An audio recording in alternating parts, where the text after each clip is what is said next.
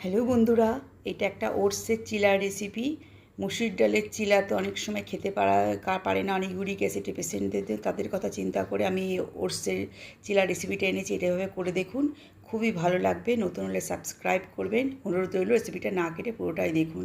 এর জন্য দুটো চিলার জন্য 4 চামচ মশলা ওটস, 2 চামচ প্লেন ওটস, 1 চামচ বেসন বাইন্ডিংয়ের জন্য, 2 চামচ সুজি, আদা, কাঁচা লঙ্কা, দই পরিমাপ মতন, জল দিয়ে ভালো করে মিক্সিতে পেস্ট করার পর আরও 2-4 মিনিট রাখার পর 2 চামচ তেলে আমি চিলাটা তৈরি করেছি। গাজর গ্রেট করে নিয়েছিলাম, ওপরে ছড়িয়ে দিয়েছি, আর বিট গ্রেট করা, ওপরে অরিগ্যানো দিয়ে আমাদের সুন্দর চিলা এভাবে 2-4 মিনিট পর উল্টে একদম রেডি। চিলাটা অসাধারণ খেতে হয়েছে।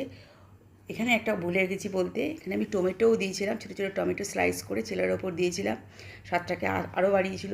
বন্ধুদের কাছে অনুরোধ রইল, এটা অবশ্যই করে খাবেন।